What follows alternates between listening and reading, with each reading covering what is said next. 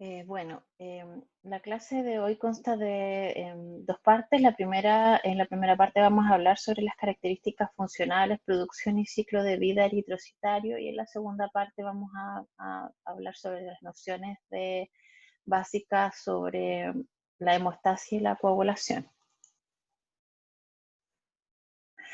Para hablar acerca de los eritrocitos, lo primero que tenemos que saber es cuáles son las características de su producción, primero que todo. Como vimos en la primera clase, todas las células de los distintos linajes sanguíneos se producen en la médula ósea roja a través de un mecanismo denominado hematopoiesis. Cuando hablamos en particular del mecanismo de producción de los glóbulos rojos, hablamos de eritropoiesis, ¿ya? La diferenciación eritroide siempre procede de la estimulación de los progenitores en el siguiente orden madurativo, como vemos en esta figura.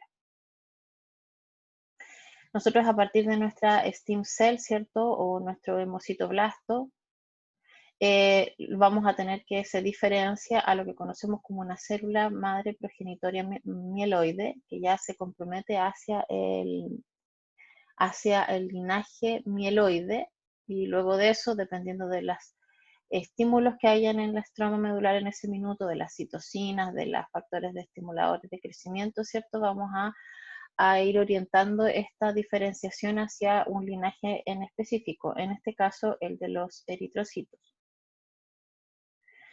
Luego de eso, lo que tenemos es que una vez comprometida, estas células mieloides se van a diferenciar a lo que conocemos como las unidades formadoras rápidas de eritrocitos o eritroides, y aquí lo que hay principalmente es un aumento en el número de progenitores, es decir, hay una alta, digamos, tasa de proliferación. A partir de esta unidad formadora eritroide, ¿cierto? Y estimulada por la eritropoyetina, que se abrevia EPO, que es una hormona extramedular que llega digamos, desde el torrente sanguíneo.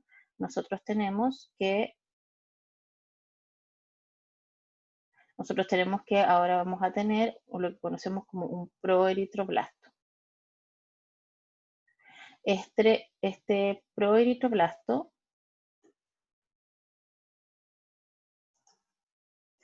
se va a transformar en lo que conocemos como un eritroblasto basófilo, luego un eritroblasto policromático. Nosotros vamos observando acá que las células van disminuyendo de tamaño, ¿cierto? Lo otro, que pasamos de tener un citoplasma basófilo por la alta cantidad o presencia de ribosomas, ¿cierto? Retículo endoplásmico rugoso. Luego tenemos un eritroblasto policromatófilo, ¿cierto? En la que cada vez el núcleo se va haciendo más pequeño, y vamos pasando desde este citoplasma basófilo a uno un poco más, de un color un poco más naranjo. Y luego de eso pasamos a lo que conocemos como un eritroblasto ortocromático, donde tenemos un citoplasma donde hay una alta acumulación de hemoglobina, que es lo que le da la coloración, ¿cierto?, anaranjada o rosada del citoplasma. Y en este estadio se elimina el núcleo y damos paso a lo que conocemos como un reticulocito, el que todavía tiene restos de mitocondrias y de retículo endoplásmico, sale a circulación sanguínea, y en circulación sanguínea madura dentro de las 24 a 48 horas y se transforma en un eritrocito maduro. Normalmente existe un balance, ¿cierto? Un equilibrio entre la eritropoiesis, que es la producción de glóbulos rojos, y la hemocateresis, que es la destrucción de glóbulos rojos de manera normal, ¿cierto? Que son glóbulos rojos que ya completaron su vida útil, ¿cierto? Que son senescentes, están ya viejos y necesitamos sacarlos de circulación. Pero además, nosotros van a haber momentos en los que vamos a necesitar tener una mayor producción de glóbulos rojos en ciertas circunstancias, ¿cierto? Como podría ser, por ejemplo, en el caso de una anemia o en el caso de una pérdida de sangre, ¿cierto? Que se pasa a ser una anemia de tipo por hemorragia, ¿cierto? Una hemorragia que puede ser aguda o crónica, o también, por ejemplo, en términos más fisiológicos, por un desplazamiento desde zonas de baja altura a zonas de alta altura, donde tenemos una disminución de la presión parcial de oxígeno. Eso lo vamos a ir viendo más adelante. Ahora, la eritropoyesis tiene una regulación nerviosa que está dada por el sistema nervioso simpático, el cual siempre tiende a inhibir la eritropoyesis. Al contrario, el sistema nervioso parasimpático siempre estimula la eritropoyesis. Ahora también, y muy importante, es la regulación hormonal. Y así sabemos que hormonas tiroideas y hipoficiarias estimulan la eritropoyesis de manera indirecta, y que la hormona testosterona y la hormona eritropoyetina, que es una hormona muy importante, la eritropoyetina, se abrevia EPO, estimulan directamente la eritropoyesis. Es así como la testosterona, que es una hormona que se encuentra en altos niveles digamos, en los varones, ¿cierto? Nos explica el por qué los hombres tienen un mayor hematocrito o un mayor número de glóbulos rojos circulantes en relación a las mujeres. Ahora, la eritropoyetina, como les mencioné, es una hormona muy importante y es la que principalmente estimula la eritropoyesis. Es una hormona sintetizada en el riñón en un 80-90% y en un 10 un 20% en el hígado y las glándulas salivales. Es una glicoproteína de 166 aminoácidos y de una masa molecular de 36 kilodalton. Es sintetizada y liberada en respuesta a hipoxia sanguínea y tisular. Es decir, hipoxia es cuando disminuyen los niveles de oxígeno circulante, por lo tanto llega menos oxígeno a los tejidos, y cuando es detectado a nivel del riñón, ¿cierto? La hipoxia, específicamente a través de detectado por unas células peritupulares renales, estas detectan y comienza a aumentar la transcripción y traducción del gen de eritropoyetina, lo que da como resultado un aumento en la síntesis y secreción de esta hormona. Esta hormona, ¿cierto?, que sale desde el riñón, viaja a través de la circulación sanguínea hacia la médula ósea roja, interactúa con su receptor, que es el EPO-R, y este EPO-R está ubicado en los progenitores que denominamos unidades formadoras rápidas eritroides.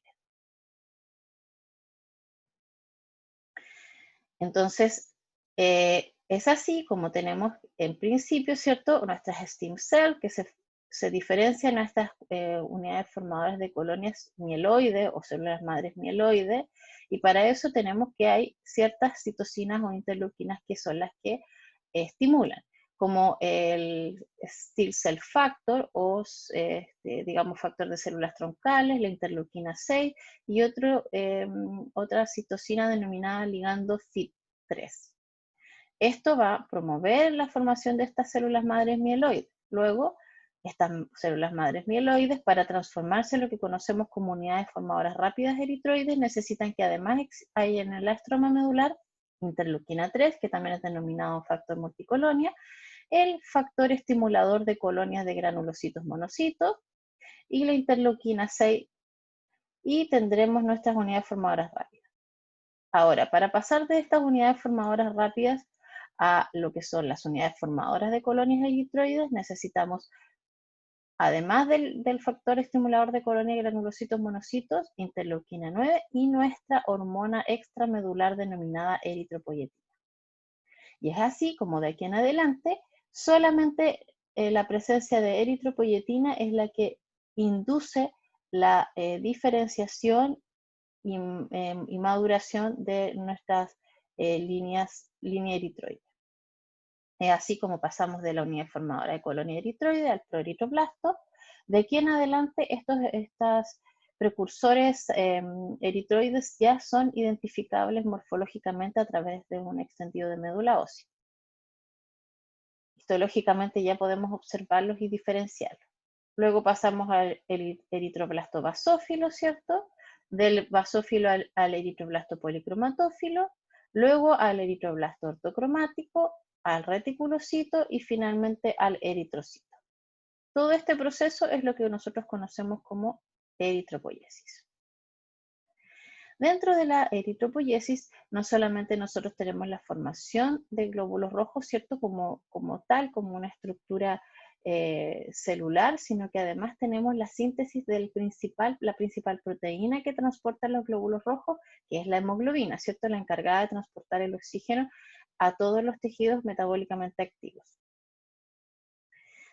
La síntesis de hemoglobina, como ustedes pueden ver, comienza muy levemente en el estadio de proeritroblasto y todavía se produce una muy baja síntesis de hemoglobina, alrededor de un 10%, un 20% en el estadio de reticulocitos. Recuerden que este estadio todavía tiene algunos restos de mitocondrias em, y de retículo endoplásmico rugoso, ¿cierto? Por eso puede llevar a cabo, ¿cierto?, esta síntesis residual. Sin embargo, en donde se produce la mayor cantidad de síntesis de hemoglobina es a nivel del eritroblasto policromatófilo y el eritroblasto basófilo. Es aquí donde se produce la mayor cantidad de acumulación de hemoglobina. En general, desde el hemocitoblasto, ¿cierto?, hasta llegar al reticulocito, tenemos que son 6 días que se demora en la producción la médula ósea. Luego el reticulocito pasa a circulación sanguínea y luego de 24 a 48 horas madura lo que conocemos como un eritrocito maduro. Esto ya es un proceso que ocurre en circulación sanguínea. El proceso completo de eritropoyesis, es decir, desde que tenemos un hemocitoblasto hasta que tenemos un eritrocito maduro circulante, es de 6 a 8 días. Un importante elemento que se encuentra en la médula ósea y que es relevante para la eritropoyesis es lo que conocemos como la isla eritroplástica, que es la unidad anatómica de la eritropoyesis y que está conformada por una célula grande que vemos al centro, indicada con esta flecha negra, que corresponde a un macrófago que tiene la responsabilidad de aportarle hierro almacenado en su citoplasma a las células digamos, en diferenciación y maduración para la síntesis de hemoglobina. Y también tiene digamos, la posibilidad de fagocitar el núcleo que es eyectado, ¿cierto?, digamos, desde el estadio de eritroblasto ortocromático. Y también tiene la posibilidad, ¿cierto?, de almacenar el hierro que le llega desde la circulación sanguínea para tener, digamos, en el citoplasma, digamos, para tener a disposición digamos, de los glóbulos rojos que se están diferenciando.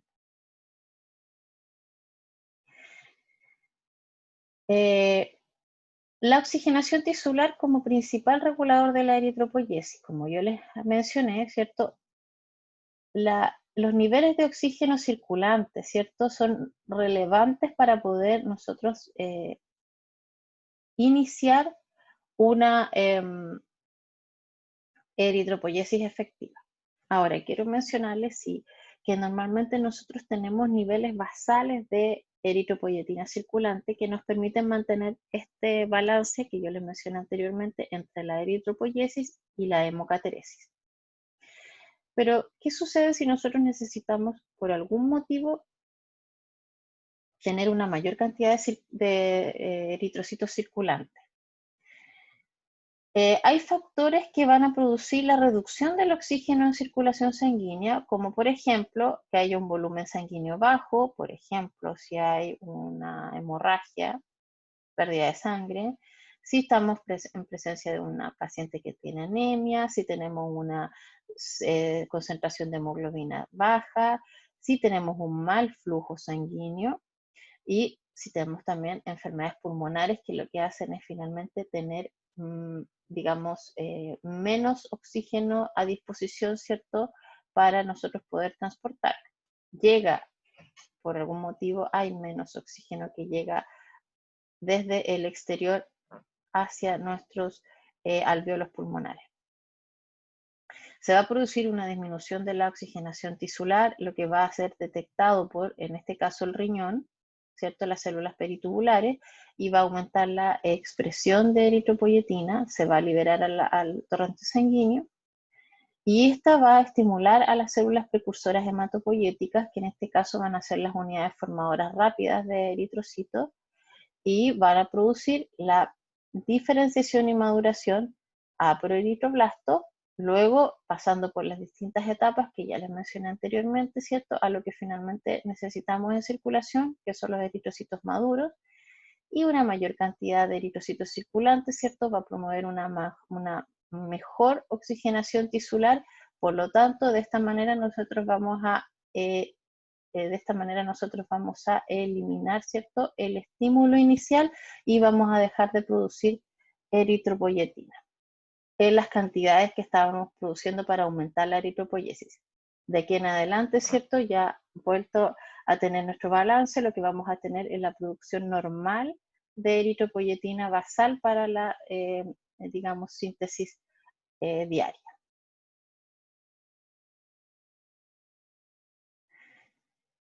Entonces, nosotros tenemos nuestro balance, ¿cierto? Niveles normales de oxígeno en la sangre. En algún minuto se produce un desequilibrio que puede estar dado, ¿cierto? Como ya les mencioné anteriormente, porque hay una disminución de la cantidad de glóbulos rojos circulantes, eh, porque hay una disminución de la disponibilidad de oxígeno en la sangre, ¿cierto? Por ejemplo, a través de, pudieran haber enfermedades pulmonares, o porque hay un aumento en la demanda por parte de los tejidos. Por ejemplo, si una persona comienza a hacer ejercicio de manera intensa, ¿cierto? Necesitamos tener, y empieza a entrenar de manera intensa, va a necesitar tener una mayor cantidad de oxígeno disponible porque está trabajando los músculos y los músculos requieren una mayor cantidad de oxígeno disponible. En ese caso, ¿cierto? Lo que vamos a tener es una reducción del nivel de oxígeno en la sangre, el riñón va a liberar eritropoyetina, la eritropoyetina circulante llega a la médula ósea, va a estimular el proceso de eritropoyesis, ¿cierto? Y van a aumentar la cantidad de glóbulos rojos disponibles en la circulación, ¿cierto? Para aumentar la capacidad transportadora de oxígeno de la sangre y de esta manera retornar a nuestros niveles normales de oxigenación tisular. Acá arriba aparece una pregunta, porque muchas personas con enfermedad renal avanzada desarrollan anemia. La respuesta está en que el riñón es el órgano que sintetiza y libera eritropoyetina, y si nosotros tenemos una enfermedad renal, esto se va a ver afectado, ¿cierto? Va a haber menos eritropoyetina circulante, por lo tanto, esa persona en general va a cursar siempre con anemia, y las personas o los pacientes con enfermedad renal se tienen que inyectar eritropoyetina exógena, ¿cierto? Para poder tener, digamos, estimular la médula ósea y mantener los niveles de glóbulos rojos en los rangos normales. ¿Qué pasa en el caso de que yo les mencioné que nosotros tenemos una exposición a las alturas? Es decir, una persona que vive a nivel del mar, por ejemplo, si nosotros que estamos acá en Valdivia nos movemos hacia el altiplano en el norte, o si vamos hacia ciudades de la altura, por ejemplo, que estén en Bolivia, nosotros vamos a tener una menor disponibilidad de oxígeno, porque a mayor altura baja la presión parcial de oxígeno y nosotros vamos a necesitar, ¿cierto?, vamos a tener una menor disponibilidad de oxígeno. Por lo tanto, lo primero que hace nuestro organismo es adaptaciones inmediatas, que serían, por ejemplo, hiperventilar, es decir, respirar con mayor frecuencia, ¿cierto?, para tratar de captar la mayor cantidad de oxígeno posible. Luego de eso, lo más probable es que van a haber dolores de cabeza, fatiga muscular, los músculos no van a poder trabajar porque no tienen el oxígeno suficiente. En ese minuto lo que va a ser detectado por el riñón, ¿cierto?, es que hay una disminución en la concentración de oxígeno circulante y va a aumentar la síntesis y secreción de eritropoyetina. En este caso el riñón va a ser nuestro órgano detector. Recordemos que además la eritropoyesis responde a un eje de retroalimentación negativa, ¿cierto?, en lo que a homeostasis se refiere. Es nuestro órgano, digamos, integrador, detecta este nivel de oxígeno más bajo, produce eritropoyetina, la eritropoyetina llega a la médula ósea roja, ¿cierto? Estos a su vez van a promover digamos, van a estimular la eritropoyesis. En este caso el órgano efector, ¿cierto? Es la médula ósea roja que promueve el aumento de los glóbulos rojos, ¿cierto? Los glóbulos rojos salen a circulación y como hay un mayor número de glóbulos rojos, ¿cierto? Dado que hubo un aumento en la eritropoyesis, lo que nosotros tenemos un eritrocitos que tienen un contenido total de oxígeno o van a tener una capacidad transportadora de oxígeno más alta y por lo tanto va a aumentar el oxígeno disponible en la sangre. Esto, como aparece acá, es un sistema de retroalimentación negativa, porque en el minuto en que ya aumenta la cantidad de glóbulos rojos circulantes, por lo tanto mejora la capacidad transportadora de oxígeno, ¿cierto? El riñón deja de sintetizar una mayor cantidad de eritropoyetina. Ahora, las principales causas de hipoxia, como les he ido mencionando, tienen que ver con una disminución en la concentración de hemoglobina circulante y esto es lo que se conoce como anemia. Hay distintos tipos de anemia. Una inadecuada oxigenación de la hemoglobina, pero en los pulmones, es decir, tenemos una menor disposición de oxígeno. Y aquí puede ser porque hay una dificultad en la difusión del oxígeno, en el caso del asma bronquial, del enfisema o del tabaquismo, ¿cierto? O también porque haya una exposición a las alturas, que es el mecanismo que les mencioné anteriormente, donde hay una disminución de la presión parcial de oxígeno. Es decir, aquí no hay un problema en la persona tiene sus pulmones y su sistema respiratorio funcionando bien. Lo que pasa es que tenemos una menor disposición de oxígeno para poder inhalar. En el caso anterior, tenemos que hay una patología que es la que no permite que llegue el oxígeno, ¿cierto?, a los alvéolos pulmonares. Y otra causa de hipoxia es alteración de la afinidad de la hemoglobina por el oxígeno. Por ejemplo, cuando hay presencia de un gas tóxico como el monóxido de carbono, que tiene relación o aparece cuando hay combustiones incompletas. Por ejemplo, esto es lo que ocurre cuando hay accidentes, digamos, de personas que han muerto porque se quedan, digamos, pierden la conciencia cuando se apaga la llama del califón y el califón está dentro del baño y lo que se produce es una combustión incompleta y lo que empieza a emanar es monóxido de carbono. Lamentablemente la hemoglobina tiene una mayor afinidad por el monóxido de carbono que por el oxígeno. Entonces, si estamos en un ambiente o en un lugar donde empieza a haber un aumento del monóxido de carbono, la hemoglobina se une al monóxido de carbono y no al oxígeno y por lo tanto esa persona finalmente muere asfixiada. ¿Qué otros nutrientes son necesarios para la eritropoyesis? Nosotros tenemos además componentes esenciales que son requeridos para la síntesis de nuevos glóbulos rojos. Uno de ellos es el hierro, ¿cierto?, que es esencial para la síntesis de hemoglobina.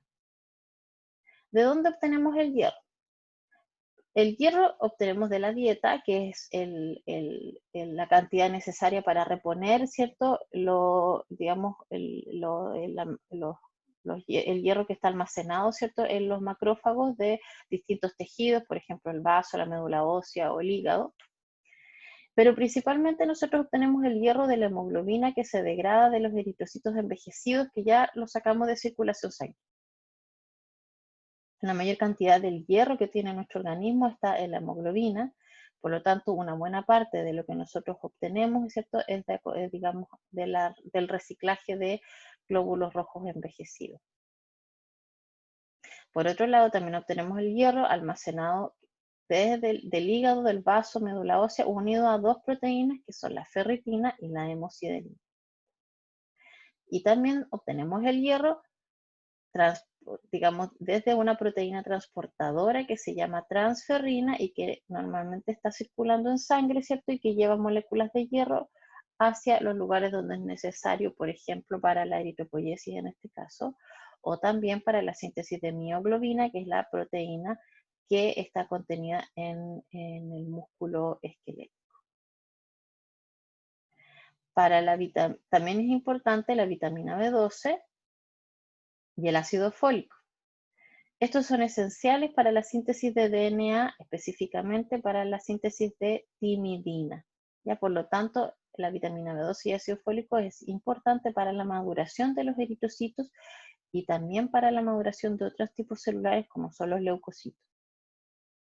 Y aminoácidos que son absorbidos desde el intestino, ¿cierto? Delgado, y que se encuentran también en circulación sanguínea, provenientes, por ejemplo, del catabolismo de proteínas. En general, los glóbulos rojos tienen algunas características que nosotros necesitamos, ¿cierto?, conocer. Su vida media en general es de 100 a 120 días. ¿Cómo obtiene energía el glóbulo rojo para poder mantener sus sistemas enzimáticos funcionando, ¿cierto? Los canales que tiene en su membrana plasmática, como la bomba de sodio y potasio, ¿cierto? ¿Cómo lo mantiene funcionando? A través de energía, que es el ATP. ¿Y de dónde obtener ATP? De la glicólisis anaerobia principalmente en un 90%. Y para eso necesita glucosa que entra a los glóbulos rojos, ¿cierto? A través de un transportador denominado GLUT1. También les menciono que el glóbulo rojo no posee mitocondrias, ¿cierto? Las perdió, las eliminó, ¿cierto? En el estadio de reticulocito. Y tiene una gran cantidad de enzima anidrasa carbónica, que como vamos a ver más adelante, es importante para, digamos, la transformación química del CO2, ¿cierto? Y su posterior eliminación, ¿cierto? Entonces, en esa transformación del CO2 a un elemento que sea posible de transportar hacia los pulmones para después eliminarlo, ¿cierto? Necesitamos esta enzima. Tiene un 97% de hemoglobina, por eso es que pierde el núcleo, porque principalmente necesita llevar grandes cantidades de hemoglobina para poder hacer eficiente, ¿cierto?, el transporte de oxígeno. Y tiene un grado de deformabilidad de su membrana plasmática y de su citoesqueleto, ¿cierto?, que están dados por proteínas como la espectrina y la anquirina. La estructura del eritrocito, ¿cierto?, en términos del citoesqueleto, es como si fuera un colchón de resortes, por decirlo darle alguna analogía. Y aquí tenemos que las proteínas, ¿cierto?, del citoesqueleto, como la espectrina, ¿cierto?, que son dos cadenas. Otras proteínas como la actina, como la anquirina, ¿cierto?, o las proteínas de banda que se llaman 4.1, ¿cierto?, están entrelazadas todas entre sí, ¿cierto?, unidas por la espectrina, y tenemos que hay interacciones de tipo vertical y de tipo horizontal, dada por la interacción de estos distintos tipos de proteínas. Cuando algunas de estas proteínas, ¿cierto?, son deficientes, se produce un defecto en la integración vertical, por ejemplo, cuando hay deficiencia de anquirina, de espectrina, y se produce lo que conocemos como esferocitosis. Recordemos que el eritrocito es un disco bicóncavo, ¿cierto?, que tiene un diámetro aproximado de 7,5 a 8 micras, ¿ya? Tiene una superficie y un volumen y una superficie que es, digamos, que nos permite tener una eficiente interacción, ¿cierto?, o transporte de oxígeno. Cuando se produce la esferocitosis, como no tiene la forma, ¿cierto?, digamos, la forma de un eritrocito normal, estos no se pueden deformar para pasar por capilares muy pequeños, que son de 3 a 4 micras, ¿cierto? Y por lo tanto se van a ir rompiendo en este tratar de pasar por estos capilares tan estrechos, y se van a ir produciendo pérdidas en la membrana plasmática del eritrocito, lo que lleva a la formación de lo que conocemos como microesferocitos. Y finalmente estos son retirados de circulación, digamos, porque van adquiriendo una forma que no es reconocible. También existe otra enfermedad que es una patología hereditaria, ¿cierto? Al igual que la esferocitosis hereditaria, lo que conocemos como la eliptocitosis hereditaria. Todo esto por deficiencias en las interacciones, ¿cierto?, de las proteínas que forman parte del citoesqueleto. Ahora, son todas las importantes son algunas características que nos pueden entregar o datos que nos pueden entregar, ¿cierto? Un examen que es bastante común, que es lo que conocemos como un hemograma, y este nos entrega datos importantes en relación a los glóbulos rojos. Por ejemplo, nos entrega lo que conocemos como hematocrito, ¿cierto? Que es el porcentaje del volumen total de sangre ocupado por los glóbulos rojos, ¿ya? Esto lo obtenemos una vez que nosotros una muestra de sangre, ¿cierto? Tomada con anticoagulante, la centrifugamos, ¿cierto? Y nosotros tenemos que al fondo se van a depositar todos los glóbulos rojos y entre los glóbulos rojos y el plasma, que es la parte líquida, ¿cierto? Vamos a tener los glóbulos blancos y las plaquetas o trombocitos. Todo este porcentaje de glóbulos rojos ocupados, ¿cierto?, en un volumen total de sangre es lo que conocemos como hematocrito, y en general el hematocrito, como vemos acá, tiene rangos diferentes entre varones y mujeres, siendo en varones de 40 al 54% y en mujeres de un 37 a un 47%. Recordemos que esto se manifiesta así porque los varones tienen testosterona circulante que estimula la eritropoyesis, por lo tanto por eso tienen un hematocrito más alto. También se evalúa o se determina, ¿cierto?, la concentración de hemoglobina en gramos por decilitro de sangre, ¿cierto? Y en varones también es mayor que en mujeres, de 14 a 17, y en mujeres de 12 a 16. Y el recuento de glóbulos rojos, que es el recuento por milímetro cúbico, que en el caso de los hombres es de 4.5 a 6.5 millones por milímetro cúbico, y en el caso de las mujeres de 3,9 a 5,6. Otros datos importantes que obtenemos de un hemograma es el recuento total de glóbulos blancos, ¿cierto? Que esto es igual para ambos géneros, de 4.000 a 11.000 por milímetro cúbico. Y también el recuento diferencial de glóbulos rojos, ¿cierto? Para saber exactamente qué porcentaje de neutrófilos, eosinófilos, basófilos, linfocitos y monocitos tenemos en sangre, lo cual también nos orienta, ¿cierto? Y nos permite determinar u orientar acerca de algunas patologías. Y el recuento de plaquetas, que como ustedes también pueden darse cuenta, es igual entre hombres y mujeres, de 150.000 a 450.000 por milímetro. Otra característica importante que también nos ayuda a nosotros a poder orientar cierto tipo de patologías es lo que conocemos como la velocidad de sedimentación globular. ¿En qué consiste esto? Consiste en que la sangre, cuando uno la coloca en un tubo y este tubo tiene unidades o está milimetrado, ¿cierto? Nosotros tenemos que va sedimentando, ¿cierto? En el paso de tiempo, con el paso del tiempo. En este caso se toma como un tiempo de referencia, 1 hora, y nosotros podemos ver cómo va avanzando, ¿cierto?, la sedimentación globular. En el caso de los hombres, la velocidad de sedimentación es de 0,4 milímetros, y en el caso de las mujeres llega hasta los 10 milímetros por hora. ¿Cuál es el fundamento? Los eritrocitos sedimentan y la velocidad a la que lo hacen depende de las proteínas plasmáticas responsables de la adición eritrocitaria, ¿ya? Ustedes saben que hay proteínas plasmáticas circulantes, entre ellas está el fibrinógeno, ¿cierto? Algunas globulinas, y estas son proteínas que al unirse a los glóbulos rojos, porque los glóbulos rojos en su superficie tienen carga negativa, ¿cierto?, se unen estas proteínas y hacen más pesados estos glóbulos rojos, por lo tanto van sedimentando. La sedimentación ocurre en 3 etapas, ¿cierto?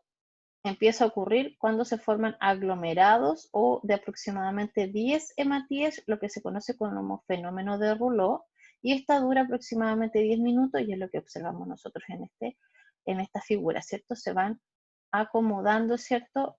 Digamos, en aglomerados. Para eso, fíjense ustedes que son responsables las proteínas eh, plasmáticas como la fibrinógeno, ¿cierto? Y también las proteínas que conocemos como de reactantes de fase aguda, como son las inmunoglobulinas, como son, por ejemplo, la proteína C reactiva.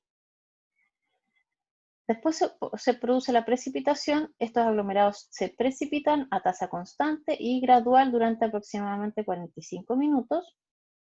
Y finalmente, la concentración, que consta del depósito de los hematíes al fondo del tubo por el tiempo restante, que en este caso van a ser como 5 minutos.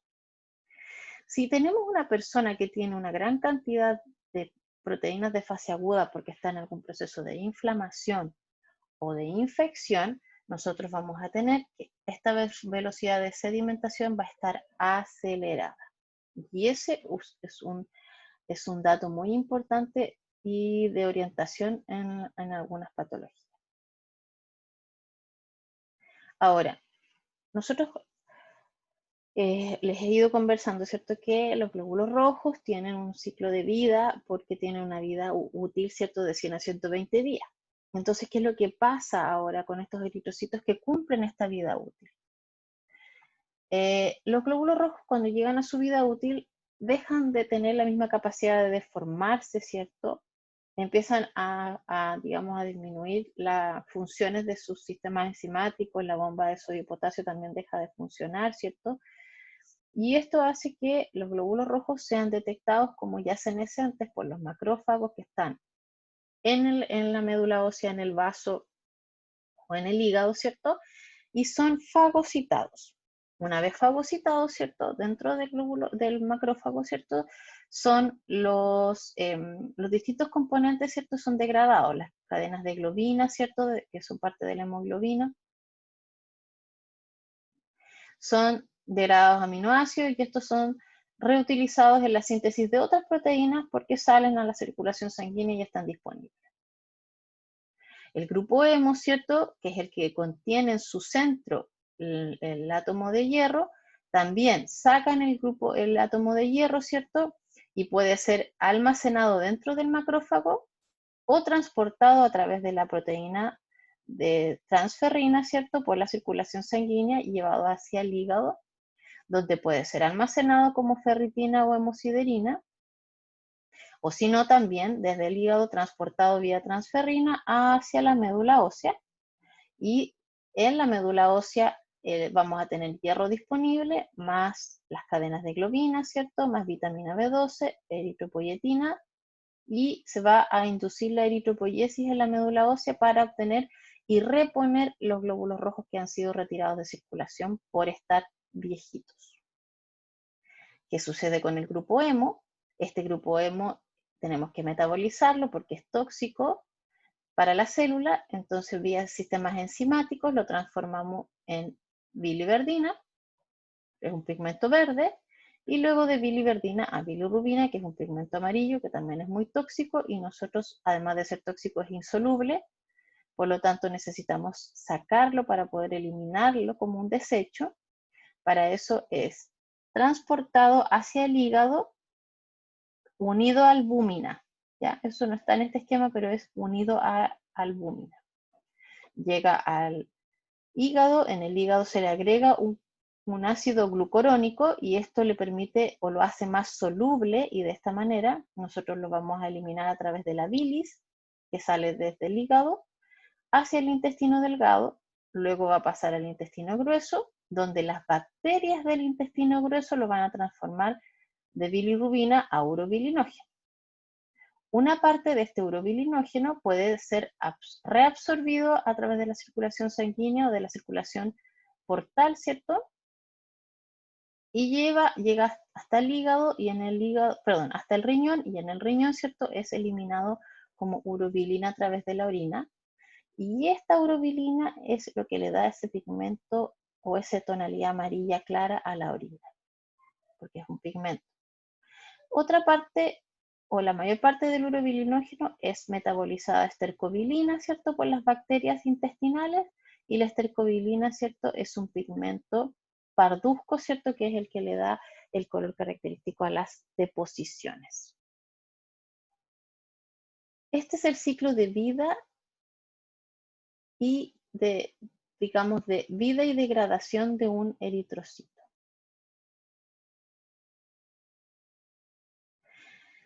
Importante es que nosotros entendamos, ¿cierto? Y sepamos que la mayor cantidad del hierro, ¿cierto? Porque el hierro es importante para la eritropoyesis, es que la mayor parte del hierro está contenida en la hemoglobina dentro de los eritrocitos. Por lo tanto, una buena parte del hierro que necesitamos para la nueva síntesis de hemoglobina y de glóbulos rojos viene desde los glóbulos rojos que hemos sacado de circulación porque ya cumplieron su vida útil.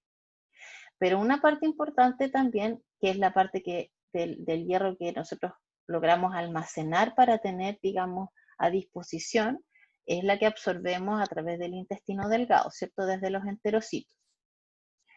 Pero de aquí solo es muy poco lo que nosotros vamos obteniendo a diario, de 1 a 2 miligramos, ¿cierto? Por decilitro. Esto es transportado a través de la transferrina, ¿cierto? Y el hierro que nosotros logramos tener en nuestro cuerpo unido a transferrina es de 4 miligramos.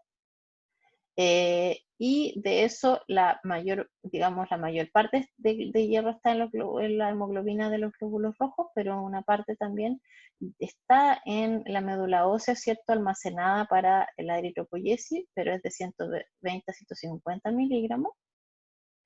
Otra parte también está almacenada en el vaso, ¿cierto? Y otra parte también está almacenada como ferritina o hemosiderina en el hígado de 150 a 200 miligramos. Entonces tenemos concentraciones de hierro digamos, corporal situados en varios puntos, pero la mayor parte está en los glóbulos rojos. Y es así como del contenido total del hierro corporal, el mayor porcentaje está unido a lo que conocemos como compuestos hemínicos, ¿cierto? Porque son compuestos que tienen grupo hemo. Y en eso la mayor parte en la hemoglobina, un 65%, y otro porcentaje en la mioglobina, que es de un 6%. Y otra parte importante, pero no el mayor porcentaje, está unido a transferrina, aquí es muy poquito, 0,1%, el mayor porcentaje a ferritina y hemosiderina entre un 13 y un 12%, lo que en su total suma un 25%.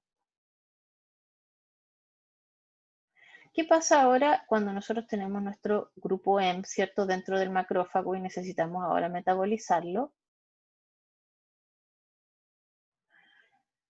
Nosotros tenemos que dentro del macrófago hay un sistema enzimático y la primera enzima que actúa es la que aparece aquí como 1, es la hemoxigenasa, ¿cierto?, que transforma el grupo hemo en biliverdina, y ahora va a actuar otra enzima que es la biliverdina reductasa, que es la 2, y lo va a transformar en bilirrubina.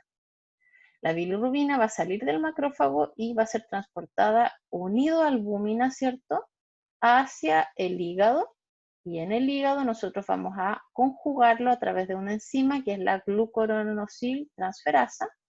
Le vamos a agregar un ácido glucurónico. Esto va a hacer a la bilirrubina ahora una bilirrubina más soluble, por lo tanto ahora se denomina bilirrubina conjugada. Y esta bilirrubina conjugada, ¿cierto?, es excretada a través de la bilis, ¿cierto? La bilis es excretada, ¿cierto?, hacia el intestino delgado, luego hacia el intestino grueso, donde es metabolizada por las bacterias, transformada en urobilina y estercobilina finalmente, y secretada por las deposiciones. No olvidemos que una parte de la urobilina, ¿cierto?, o el urobilinógeno, es reabsorbido, ¿cierto?, a través de la circulación enterohepática y llega hacia el riñón, donde es posteriormente eliminada a través de la orina.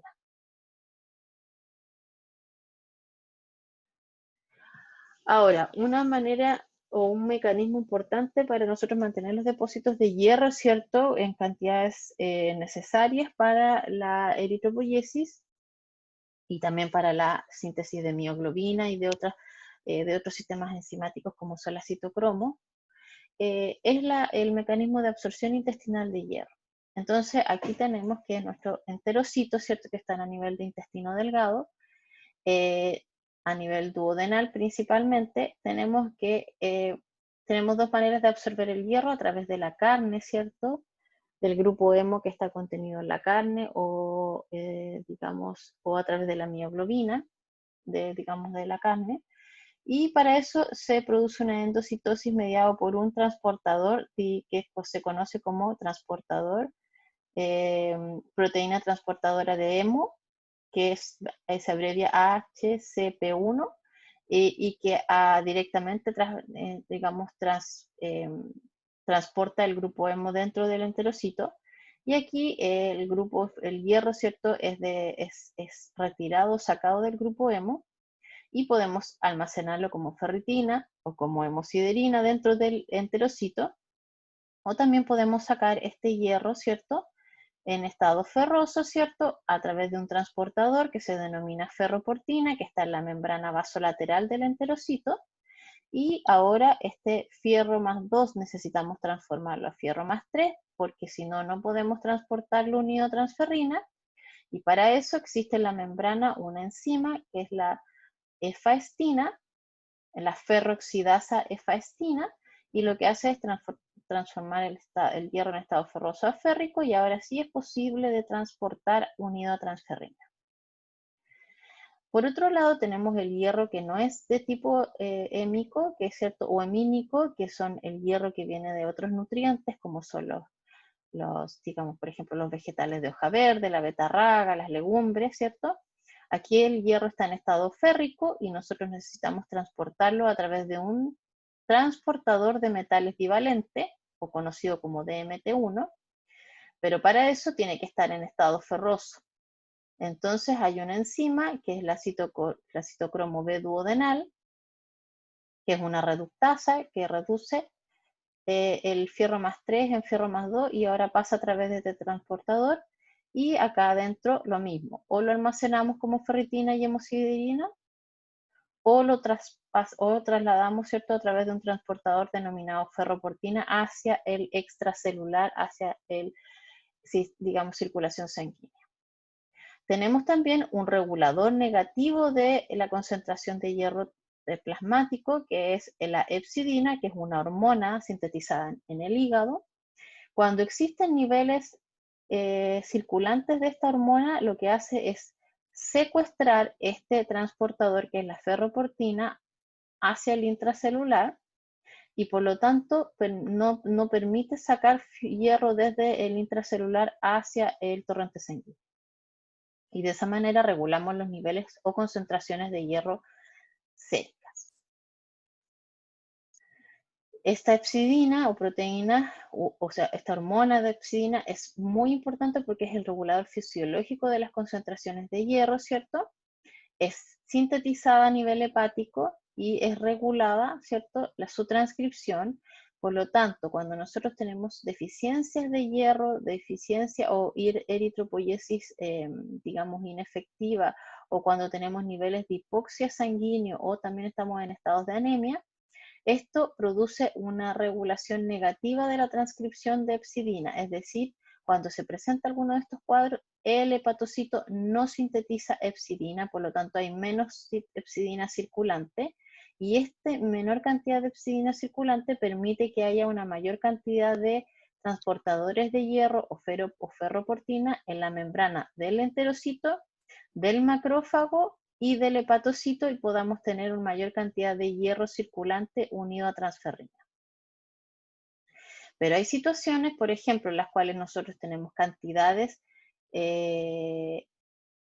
tenemos nuestros depósitos de hierro completos, ¿cierto? Y también tenemos situaciones en las cuales hay inflamación e infección, y ahí necesitamos tener hierro circulante en menor cantidad, porque hay algunas infecciones bacterianas que lo que hacen es que necesitan hierro circulante para digamos, para que las bacterias puedan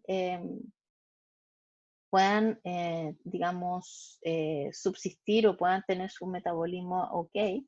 Entonces lo que necesitamos es disminuir la cantidad de hierro circulante. Para eso aumenta la cantidad o se produce una regulación positiva de la transcripción de hepcidina, hay más hepcidina circulante, por lo tanto secuestra el transportador ferroportina, lo deja dentro de los citoplasmas de estas células, por lo tanto tenemos menos cantidad de hierro que sale a circulación sanguínea, y con eso disminuimos la concentración de hierro plasmático, ¿ya? Hay que decir que cuando hay una eritropoiesis efectiva o hay un aumento de la eritropoiesis a nivel de la médula ósea, esto promueve que haya salida o secreción de un factor eritroide, y esto regula de manera negativa la transcripción de hepcidina a nivel del hígado. Por lo tanto, a mayor eritropoiesis se bloquea la síntesis de hepcidina, por lo tanto, de esta manera nosotros podemos tener una mayor cantidad de ferroportina disponible para el transporte de hierro hacia los lugares en los que es requerido. Tenemos que fisiológicamente hay etapas en las cuales nosotros necesitamos o tenemos un mayor requerimiento de hierro, como es etapas del crecimiento, ¿cierto? O en las etapas de reproducción, por ejemplo, cuando las mujeres están menstruando, porque hay una mayor pérdida de hierro a través de la menstruación, en etapas de gestación, ¿cierto? Porque necesita hierro la madre y además necesita aportar de hierro digamos, al feto que se está gestando. Y en el caso de lactancia, porque a través de la leche materna también nosotros le traspasamos hierro digamos, al bebé en crecimiento. Y también hay requerimientos de hierro cuando, por ejemplo, tenemos insuficiencia de la dieta o mala disponibilidad. Por ejemplo, cuando hay dietas vegetarianas, porque lamentablemente la absorción de hierro es más fácil a través de la carne que de los vegetales o de las legumbres. Cuando hay introducción temprana a la leche de vaca, porque como les mencioné, a través de la leche materna nosotros traspasamos hierro, ¿cierto? Al bebé que está en crecimiento. Si nosotros le reemplazamos la leche materna por leche de vaca, nosotros vamos a tener una disminución en la disponibilidad de hierro. Y ese niño en crecimiento va a cursar con algún problema como anemia, por ejemplo. Por lo tanto, en este caso, nosotros tenemos que favorecer la lactancia materna.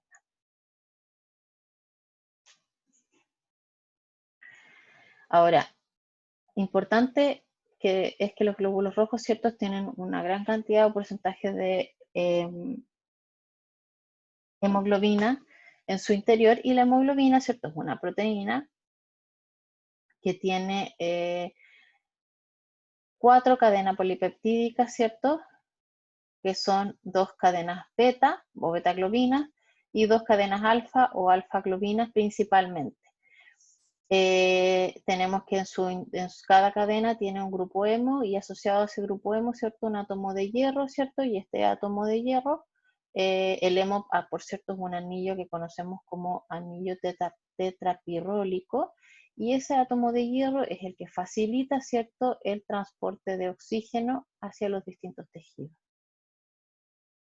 Ahora, normalmente nosotros en los adultos tenemos un porcentaje del 97% que corresponde a lo que conocemos como hemoglobina A, porque tenemos distintos tipos de hemoglobina, pero la que prevalece es la hemoglobina A, la que está compuesta por 2 cadenas alfa y 2 cadenas beta, pero también tenemos un pequeño porcentaje de hemoglobina, que es un 2,5%, que corresponde a lo que conocemos como hemoglobina A1, que tiene 2 cadenas alfa, pero que las cadenas beta son reemplazadas por 2 cadenas delta, y un porcentaje menor al 1% que corresponde a lo que conocemos como hemoglobina fetal, que tiene 2 cadenas alfa y 2 cadenas gamma.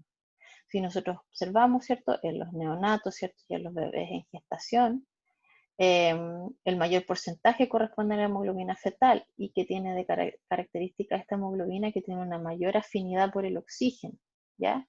Piensen ustedes que necesita tener una buena cantidad de oxígeno para que pueda así ir, digamos, desarrollándose y creciendo, ¿cierto?, dentro del vientre materno. Y un pequeño porcentaje es de hemoglobina A. Ahora, después de que nacen, alrededor de los 6 meses, ¿cierto?, digamos, ya se ha recambiado casi toda la hemoglobina F, ¿cierto?, o hemoglobina fetal, a lo que conocemos como hemoglobina A. ¿Para qué es importante la hemoglobina, cierto? Para lo que nosotros necesitamos, que es transportar oxígeno, y también para poder llevar el CO2, ¿cierto?, de vuelta y excretarlo, porque es el producto, ¿cierto?, es un desecho producto del metabolismo celular. Nosotros tenemos a nivel pulmonar, ¿cierto?, una presión parcial de oxígeno de 100 milímetros de mercurio, y a nivel de los tejidos tenemos una presión parcial de oxígeno mucho menor, de 30 a 40. Por lo tanto, siempre la ley de los gases indica que a donde hay una mayor concentración, ¿cierto?, digamos, de un gas, que en este caso es el oxígeno, se va a tender a mover hacia un lugar donde haya menor concentración, que en este caso es a nivel de los tejidos. ¿Cómo se produce el intercambio? A nivel de los capilares tisulares, es decir, acá abajo, ¿cierto? Nosotros tenemos que los tejidos excretan CO2, producto de su metabolismo, y necesitamos aportarles de oxígeno. ¿Qué pasa con el CO2 que se excreta, ¿cierto? Entra el glóbulo rojo y dentro del glóbulo rojo tenemos anhidrasa carbónica. Esta anhidrasa carbónica cataliza la reacción entre el CO2 y el agua que tienen los glóbulos rojos y lo transforma en ácido carbónico, H2CO3. Este se disocia en bicarbonato, HCO3 negativo, y protones. El bicarbonato, ¿cierto?, difunde hacia fuera del glóbulo rojo y es transportado a través del plasma hacia digamos, de vuelta hacia los pulmones. Los protones que están, digamos, que se originaron, ¿cierto?, son unidos a la hemoglobina. La hemoglobina tiene una alta afinidad por los protones, ¿cierto? Y como llevaba unido oxígeno, se desprende del oxígeno para que ingrese a los tejidos y ahora une los protones. Y de esa manera retorna hacia digamos, el sistema pulmonar. Otra parte del CO2, ¿cierto? Se une directamente a la hemoglobina, ¿cierto? Al grupo amino terminal, ¿cierto? Perdón, al grupo carboxilo terminal, y se une directamente y forma lo que conocemos como compuestos carbamínicos, y de esta manera también el oxígeno que llevaba unido, ¿cierto?, digamos, es transferido a los tejidos que lo requieren. Una parte muy pequeña, como un 5% del CO2, es directamente disuelto en el plasma y transportado de esa manera de vuelta a los pulmones. Ahora, para mantener el equilibrio electroquímico del glóbulo rojo, como nosotros tenemos que se produce la pérdida de esta carga negativa a través del bicarbonato, ¿cierto? Nosotros tenemos que reemplazarla y para eso tenemos un canal de cloruro, ¿cierto? Entonces, cuando sale un bicarbonato, entra un cloruro para mantener este equilibrio electroquímico. ¿Qué sucede ahora cuando nosotros llevamos de vuelta, ¿cierto?, este CO2 hacia los pulmones? Lo que tenemos es que ahora el bicarbonato que estaba disuelto en plasma ingresa al glóbulo rojo y ahora se produce un cambio, es decir, entra bicarbonato y ahora sale un cloruro a través de esta bomba digamos, este canal de cloruro. El bicarbonato más los protones que llevaba la hemoglobina, ¿cierto?, se transforman en ácido carbónico a través de la enzima anhidrasa carbónica y se disocia en CO2 y en agua, y el CO2 es un gas, ¿cierto?, que difunde hacia los alvéolos pulmonares y acá es expelido o excretado hacia el exterior y eliminado. El CO2 que estaba unido a la hemoglobina como compuestos carbamínicos, ¿cierto?, se desprende de la hemoglobina y directamente es exhalado. Y ahora esta hemoglobina que quedó libre, ¿cierto?, porque se desprendió de los protones, ahora queda disponible y tiene una alta afinidad por el oxígeno y une oxígeno y de nuevo, digamos, transporta oxígeno hacia los tejidos que lo requieren.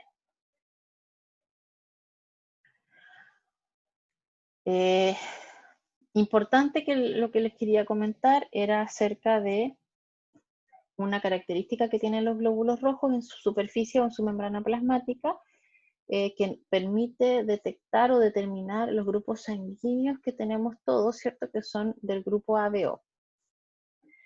La membrana de los glóbulos rojos, ¿cierto?, tienen en su superficie, ¿cierto?, unas glicoproteínas, ¿cierto?, que se denominan antígenos. Estas glicoproteínas, ¿cierto?, que son de distintos tipos, son de dos tipos. Tenemos las glicoproteínas o antígenos de tipo A, están en la membrana de los eritrocitos, tenemos las de tipo B y tenemos grupo sanguíneo que corresponde al AB, que tiene los dos tipos de antígenos o glicoproteínas, que son la A y la B, y tenemos un tipo de glóbulos rojos que no tienen ningún tipo de antígeno en la superficie de la membrana, y este se denomina grupo O y no tiene ni antígeno A ni B. Ahora, así como tenemos los antígenos o estas glicoproteínas de superficie, también tenemos en el plasma anticuerpos que se han generado, ¿cierto? Para los distintos tipos de antígenos o de los de superficie. Y es así como una persona que tiene grupo o antígeno grupo A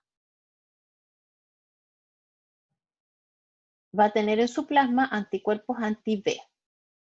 Por lo tanto, no va a reaccionar con sus propios glóbulos rojos. El tipo B, que tiene antígeno B en la superficie de los glóbulos rojos, en el plasma tiene anticuerpos de tipo A o anti-A. Los grupos sanguíneos tipo A y B tienen los dos antígenos en la membrana, en la superficie de su membrana, por lo tanto en el plasma no van a tener ningún tipo de anticuerpo porque si no reaccionarían con los glóbulos rojos destruyéndolos. Y el grupo O, que no tiene ningún antígeno de superficie, sí tiene ambos anticuerpos, que sería el A y el B en el plasma. ¿Ya? ¿Por qué es importante determinar los grupos sanguíneos? Porque nosotros sabemos que es posible o se requiere en muchos casos la transfusión de sangre de un grupo a otro. Por lo tanto, necesitamos determinar los grupos sanguíneos porque no podemos todos donarle sangre a todos y no todos pueden recibir sangre de todos. Entonces, para eso es importante detectar los grupos sanguíneos y entender cómo funcionan. Además de los grupos ABO, tenemos otro grupo sanguíneo importante que es el grupo RH o Rhesus. El sistema RH depende del antígeno que se denomina D y es con esta D mayúscula. Genéticamente, la presencia del factor RH está determinada por dos alelos, uno que denominamos R grande y uno R pequeño. Los genotipos dominantes, es decir, R mayúscula, y los con R mayúscula y R minúscula produce lo que conocemos como la presencia de este antígeno D o le denominamos RH positivo. Y los genotipos que son recesivos, es decir, RR minúscula, son RH negativos. Esto significa que los genotipos RR mayúscula van a tener la superficie de su glóbulo rojo, este antígeno D, es decir, van a ser RH positivos. En cambio, los que son genotipos RR minúscula, ¿cierto? O recesivos, ¿cierto? No van a tener este antígeno D en su superficie, por lo tanto van a ser RH negativos. ¿Por qué es importante detectarlo? Porque las personas con grupos sanguíneos Rhesus RH, que todos tenemos o somos RH positivos o RH negativos, la mayor parte de la población es RH positivo, eso sí, no tienen anticuerpos circulantes, no tienen anticuerpos anti-RH. ¿Ya? Estos anticuerpos se generan si nosotros tenemos contacto con glóbulos rojos que son RH positivos. Por ejemplo, una persona que es RH negativo, si se le transfunde sangre RH positivo, lo que va a pasar es que va a generar su cuerpo anticuerpos contra esos glóbulos rojos porque lo va a detectar como algo desconocido. En la primera, digamos, lo que va a producir es que va a hemolizar esos glóbulos rojos y eso va a producir una reacción post-transfusional. Por eso es importante la detección de los grupos sanguíneos.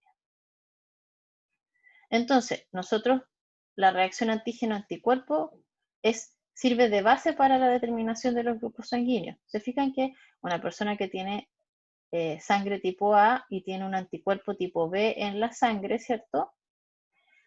Si nosotros le colocamos a esta persona o este donante dona sangre, ¿cierto? A una persona que tiene el mismo grupo, no le va a pasar nada porque tiene anticuerpos anti-B y sus glóbulos rojos tienen antígeno A. Entonces aquí no se va a producir aglutinación porque no se va a producir la unión antígeno-anticuerpo. Pero ¿qué pasa si la sangre del donante A, ¿cierto? Que tiene en su plasma anticuerpos anti-B, nosotros se la colocamos a una persona del grupo B? Esa persona que es de grupo B significa que va a tener antígenos de tipo B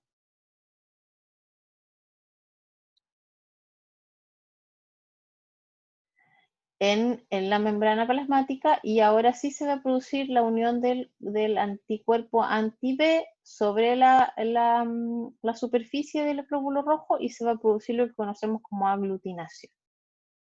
Esto significa que se va a activar a nivel del sistema inmunitario, ¿cierto?, la cascada, digamos, del complemento cuando se vea que se produce esta aglutinación, y se activa un estado conocido como de reacción posttransfusional. Bueno, vamos a conversar ahora algunas nociones básicas de lo que conocemos como hemostasia y coagulación. Normalmente, nosotros tenemos que, cuando tenemos vasos sanguíneos que por algún motivo tienen algún tipo de lesión o se rompen, nosotros vamos a tener pérdida de sangre. Para evitar la pérdida de sangre, que es lo que nosotros conocemos como hemostasia, que es la contención o detención de una hemorragia mediante los mecanismos fisiológicos del organismo, lo que sucede es, primero, que hay una fase vascular, es decir, una vasoconstricción de la musculatura lisa del vaso sanguíneo, y eso permite que se pierda menos sangre, por una parte, y concentrar todos los elementos necesarios para llevar a cabo los procesos hemostáticos posteriores. Luego viene una fase plaquetaria, que significa que llegan muchas plaquetas y se produce un tapón hemostático primario, que lo que hace es sellar la pérdida inicial de sangre. Y luego se produce una fase que conocemos como de coagulación, que es para la formación del coágulo, y ese coágulo finalmente es la formación de una malla de fibrina que refuerza el tapón plaquetario, y de esa manera sellamos de manera más definitiva la pérdida de sangre. La fase de coagulación se produce a través de dos vías: la vía intrínseca, donde los factores de la coagulación que participan son el 8, el 9, el 10, el 11 y el 12. También hay participación o presencia de calcio y factor 5. Y la vía extrínseca, donde hay factores de coagulación que participan, que principalmente es el 7 y también calcio. Y estas dos vías activan una vía común, que consiste en la transformación de la protrombina en trombina, que es una enzima que transforma el fibrinógeno, que circula normalmente en el plasma, ¿cierto?, en fibrina, y esta malla de fibrina es la que recubre el tapón hemostático primario, que es el de las plaquetas, ¿cierto? Y de esta manera, esta malla de fibrina sella de manera más firme, ¿cierto?, la pérdida de sangre. Después de que se forma el coágulo, se produce lo que conocemos como retracción del coágulo, es decir, el coágulo se aprieta, apegándose aún más a la zona dañada para poder permitir que siga fluyendo la sangre a través de ese vaso sanguíneo. Y luego que terminamos de regenerar la pared vascular, ¿cierto?, que eso se hace en paralelo, se produce la fibrinolisis, que es la destrucción del coágulo, ¿cierto?, que ya no es requerido porque ya se regeneró la pared vascular que había sido dañada. Según este patólogo, el señor Rudolf Virchow, la hemostasia normal, ¿cierto?, es la interacción de tres fuerzas que corresponde a la sangre, ¿cierto?, con todos los elementos sanguíneos que forman parte, ¿cierto?, y que son requeridos para una hemostasia normal, como por ejemplo lo son las plaquetas. El flujo sanguíneo, ¿cierto?, adecuado cuando hay un mayor o un menor flujo sanguíneo, o una mayor densidad y viscosidad de la sangre, ¿cierto?, va digamos, a haber una mejor hemostasia o una peor hemostasia. Y el vaso sanguíneo, porque el vaso sanguíneo contribuye a que la integridad del vaso sanguíneo o las estructuras que forman parte del vaso sanguíneo también son elementos importantes que contribuyen a la hemostasia, como lo es, por ejemplo, el endotelio vascular. Además, dentro de lo que es la hemostasia y la coagulación, participan dos fuerzas que son siempre que se están oponiendo: las fuerzas procoagulantes, es decir, que promueven la formación de coágulos, y aquí participan las plaquetas, los leucocitos y factores de la coagulación, y también las fuerzas anticoagulantes, que lo que hacen es prevenir la formación de coágulos, ¿cierto? Están siempre, ambas fuerzas están en contraposición, aunque les debo decir que siempre hay un poquito más de la fuerza que gana o que la gana ligeramente siempre en circulación sanguínea es la fuerza anticoagulante. Y esta está dada por los agentes fibrinolíticos, es decir, los que degradan los coágulos, y por los anticoagulantes fisiológicos que se producen en el endotelio vascular de manera normal. Cuando los vasos sanguíneos se dañan o se rompen, la respuesta hemostática debe ser rápida, ¿cierto? Para evitar la pérdida de sangre, finamente controlada y circunscrita al lugar de la lesión. No podemos formar una gran cantidad de coágulos porque eso puede ser contraproducente, puede ser dañino porque puede ir a tapar vasos sanguíneos, ¿cierto? Y después se va a producir una hipoxia de los tejidos porque no les llega sangre, por lo tanto debe estar siempre circunscrita, ¿cierto?, al sitio de la lesión. Lo primero que se produce cuando hay un daño, ¿cierto?, es una vasoconstricción sostenida de la musculatura lisa, que es más bien corta, dura alrededor de 30 segundos. Para eso después necesitamos que se secreten otros tipos moleculares o otras sustancias que puedan mantener esa vasoconstricción por más tiempo.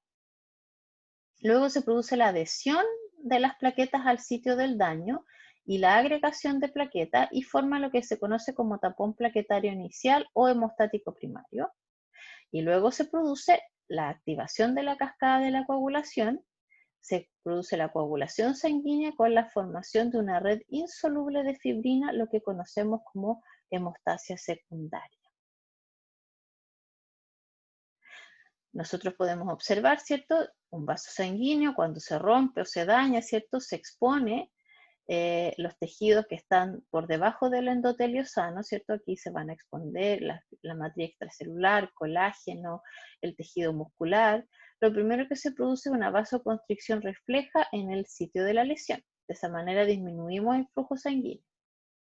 Luego se produce la hemostasia primaria, que es la adhesión y agregación plaquetaria y al sitio de la lesión, y a su vez estas plaquetas se van a activar, ¿cierto? Y van a eliminar una serie de sustancias como adenosín difosfato o ADP y tromboxano A2, que son sustancias que promueven, ¿cierto? El tromboxano es un agregante plaquetario, es decir, recluta una mayor cantidad de plaquetas al sitio de la lesión, y el ADP es un vasoconstrictor, es decir, mantiene una vasoconstricción de los vasos sanguíneos para disminuir, ¿cierto?, la pérdida de sangre a través de, digamos, del daño o de la herida. Luego se produce la hemostasia secundaria, que es la formación del coágulo sanguíneo, y para poder formar el coágulo, antes de eso se tuvo que activar la cascada de la coagulación para finalmente formar esta malla de fibrina que va a recubrir, ¿cierto?, el tapón hemostático primario o tapón plaquetario, y de esa manera cubrir el sitio de la lesión y sellar la pérdida y evitar la pérdida de más sangre. Al mismo tiempo, nosotros podemos darnos cuenta que cuando se forma este coágulo sanguíneo o la malla de fibrina, además de las plaquetas, atrapa dentro de sí neutrófilos y glóbulos rojos, ¿cierto? Por lo tanto, se produce un coágulo grande y este coágulo necesita ser apretado, ¿cierto? O se produce lo que se llama retracción del coágulo y de esta manera permitimos que siga fluyendo la sangre a través de ese vaso y que llegue, digamos, los nutrientes y el oxígeno a todos los tejidos disponibles. Y posterior a que la pared vascular digamos, fue sanada o se regeneró, ¿cierto? Nosotros ahora podemos destruir este coágulo o degradarlo a través de lo que conocemos como fibrinolisis. Para que pueda, ¿cierto?, activarse digamos, la hemostasia, nosotros necesitamos de las plaquetas, ¿cierto? Y las plaquetas son pequeños fragmentos de los megacariocitos que se forman en la médula ósea, ¿cierto? Y que tienen diversas funciones en la inmunidad, ¿cierto? En la inflamación, pero en relación a la hemostasia, sus principales funciones son la formación del tapón plaquetario o hemostático primario y la promoción de la coagulación, es decir, tienen una actividad procoagulante. Son muy pequeñas, ¿cierto? Tienen un volumen de 6 a 7 femtolitros. 2/3 de las plaquetas circulantes se encuentran, digamos, en circulación sanguínea y 1/3 se encuentran arremansadas en el vaso. La vida útil es de 9 a 12 días y la destrucción es principalmente a nivel del vaso, también a través de la fagocitosis por los macrófagos. La estructura plaquetaria, fíjense ustedes, esta es una plaqueta que tiene un sistema tubular denso, ¿cierto? Que tiene principalmente o corresponde al retículo endoplásmico liso, que tiene grandes cantidades de calcio, microtúbulos, gránulos, que son gránulos densos. Estos gránulos contienen ADP, ATP, calcio, serotonina. También tenemos otros gránulos que se denominan alfa, que tienen proteínas adhesivas, factores de coagulación, moduladores del crecimiento en su interior, gránulos de glucógeno, ¿cierto?, para la obtención de glucosa y así la obtención de, digamos, de energía para el mantenimiento de sus sistemas enzimáticos. Tiene un glicocálix, una membrana plasmática, ¿cierto?, un citoesqueleto formado por actina y miosina, mitocondrias, un sistema canalicular abierto que permite que todo el contenido granular que se libera cuando las plaquetas se activan, ¿cierto?, sea liberado a través de este sistema canalicular abierto. Cuando se produce un daño, ¿cierto?, a nivel de un vaso sanguíneo y se exponen proteínas que están por debajo del endotelio vascular sano, como es el factor von Willebrand, que aparece aquí abreviado como BWF, y las plaquetas tienen unos receptores que son especiales para detectar el factor von Willebrand. Este factor permite que se produzca la adhesión plaquetaria primeramente. O sea, primero viene la interacción de las plaquetas con el sitio de la lesión y luego se produce la adhesión plaquetaria, entonces se adhieren, ¿cierto?, a las proteínas que están en el endotelio dañado, como es factor von Willebrand o también el colágeno, y se adhieren a las plaquetas a través de estas proteínas, de estos receptores, ¿cierto?, que son los GP1B, y se unen al factor von Willebrand o al colágeno. Luego se produce la activación plaquetaria. Esta adhesión plaquetaria ahora promueve que las plaquetas cambien su estructura, ¿cierto? Liberen el contenido de sus gránulos y en eso tienen tromboxano A2, factor plaquetario, ¿cierto? Un factor denominado factor de crecimiento derivado de plaquetas o PDGF, que permite todos los, digamos, las células de los vasos sanguíneos regenerarse, ¿cierto? Y reparar el vaso sanguíneo dañado. Y finalmente se produce la liberación de un componente, que es el tromboxano A2, que permite el reclutamiento de una mayor cantidad de plaquetas al sitio de la lesión, lo que conocemos como agregación plaquetaria. Y también se produce la expresión de otra proteína de membrana, que es la GP2B3A, y esta lo que permite es unir a una plaqueta con otra plaqueta y producir la agregación plaquetaria a través de una proteína de unión o puente, que es el fibrinógeno. El fibrinógeno está circulando en el plasma de manera normal. Este esquema es lo mismo, les muestra que tenemos factor von Willebrand subendotelial. Cuando se rompe este endotelio se expone, las plaquetas lo detectan, se unen a través de estos receptores o glicoproteínas, que es la 1B. Esa plaqueta ahora que se adhiere, se activa, elimina el contenido de sus gránulos y también expone otras proteínas o glicoproteínas de membrana como las 2B3A, lo que permite que el fibrinógeno, que está como molécula puente circulando en el plasma, ahora sea capaz de formar un puente entre una plaqueta y otra, y de esta manera nosotros reclutamos una mayor cantidad de plaquetas para formar el tapón hemostático primario. Además, las plaquetas, cuando se activan, tenían fosfolípidos que estaban mirando hacia el intracelular y ahora estos fosfolípidos de carga negativa se exponen hacia el extracelular y esta carga negativa permite la activación de la cascada de la coagulación, ¿cierto? Que es la activación de factores de coagulación que están circulando de manera inactiva y los transforma a una enzima, por eso que tiene esa A pequeña, es decir, a un factor activado, o ahora lo transforma en una enzima, y esta enzima es la que sigue activando los factores de la coagulación sucesivos que son necesarios para finalmente formar una malla de fibrina. Importante es que la lesión digamos, la formación de este tapón hemostático primario y del coágulo sea circunscrita al sitio de la lesión, ¿cierto? Y para eso el endotelio adyacente sano, ¿cierto? Va a secretar moléculas o sustancias como la prostaciclina y el óxido nítrico, y estos son factores anticoagulantes que impiden la adhesión de plaquetas en el endotelio sano. ¿Ya? Y eso promueve que solamente la agregación plaquetaria ocurra en el sitio de la lesión. O sea, es gracias al trabajo del endotelio adyacente que está sano.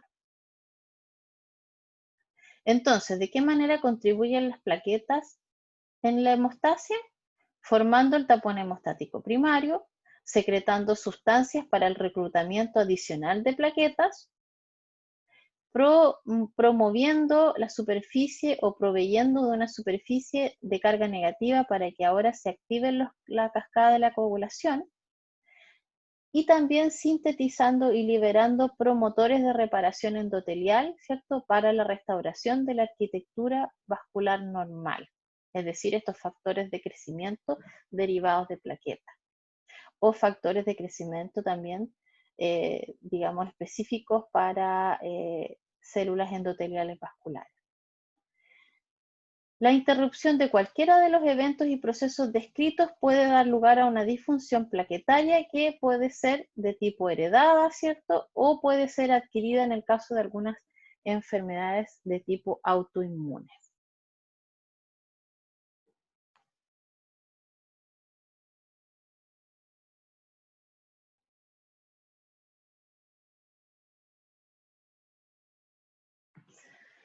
Entonces, la hemostasia, ¿cierto?, es una serie de reacciones secuenciales que tiene como fin último, ¿cierto?, detener la pérdida de sangre. Cuando se produce el daño a la pared del vaso sanguíneo, ¿cierto?, se produce exposición del colágeno y también se produce ruptura de células que liberan un factor tisular, ¿ya? El colágeno expuesto promueve que las plaquetas, ¿cierto?, se adhieran y liberen sustancias o factores plaquetarios, ¿ya? Estos lo que van a hacer es aumentar la vasoconstricción inicial, ¿cierto?, para promover o disminuir la pérdida de sangre. Y por otro lado, las plaquetas se van a agregar, ¿cierto?, formando un tapón plaquetario laxo. En paralelo, ¿cierto?, el factor tisular que se liberó por ruptura de células o daño tisular va a exponer un factor tisular y ese va a activar la cascada de la coagulación. Por otro lado, el colágeno expuesto también tiene la capacidad de activar la cascada de la coagulación, ambos, factor tisular y colágeno expuesto. Esta cascada de la coagulación tiene como finalidad formar trombina, que es una enzima que convierte el fibrinógeno en fibrina. Y la fibrina es la que va a formar el coágulo, y el coágulo va a ser, en el fondo, un tapón plaquetario reforzado por esta malla de fibrina. La formación del tapón plaquetario es lo que conocemos como hemostasia temporaria, ¿cierto? En cambio, el coágulo es finalmente lo que conocemos como el tapón plaquetario reforzado o también hemostasia secundaria y una hemostasia más permanente. Luego, cuando se produce el coágulo, ¿cierto? Mientras tanto, en paralelo se va produciendo el crecimiento celular y la reparación de los tejidos. Cuando ya se produce la reparación de los tejidos, ¿cierto? En paralelo se va formando plasmina, que es una enzima que disuelve lentamente la fibrina en un proceso denominado fibrinolisis. Entonces, se disuelve el coágulo porque ya la pared del vaso sanguíneo se reparó y está intacta, y así no tenemos un coágulo que podría ser potencialmente dañino, ¿cierto? Tapando algunas o bloqueando la circulación sanguínea de algunos, digamos, vasos sanguíneos y promoviendo el daño tisular. La fibrinolisis, ¿cierto? Se produce una vez que se generó la coagulación, se transformó el fibrinógeno en fibrina a través de la enzima trombina, se generó el coágulo y cuando ya se regeneró la pared vascular, ahora necesitamos de un mecanismo que degrade ese coágulo. Para eso necesitamos de una enzima digamos que deriva de una proteína plasmática denominada plasminógeno, y esta plasminógeno se transforma en plasmina a través de un activador del plasminógeno tisular, que es una proteína o un activador enzimático secretado por el endotelio vascular. Pero por otro lado, la trombina también tiene la capacidad de transformar el plasminógeno en plasmina, y la plasmina degrada el coágulo sanguíneo transformándolo en fragmentos de fibrina que digamos que también se conocen como dímeros D y que nosotros podemos medirlos en circulación sanguínea. Finalmente, tenemos un cuadro resumen de la hemostasia y coagulación, las distintas etapas, los componentes, el producto y cuáles son los objetivos, que es en el fondo algo que ustedes pueden revisar con más detención, que para eso les coloco este cuadro, para que ustedes lo revisen y hagan la síntesis de lo que recién hemos conversado. Eso sería la clase de hoy. Les agradezco su atención. Y en cualquier duda o algo se pueden comunicar a través de correo conmigo. Que tengan una muy buena semana y un muy buen día.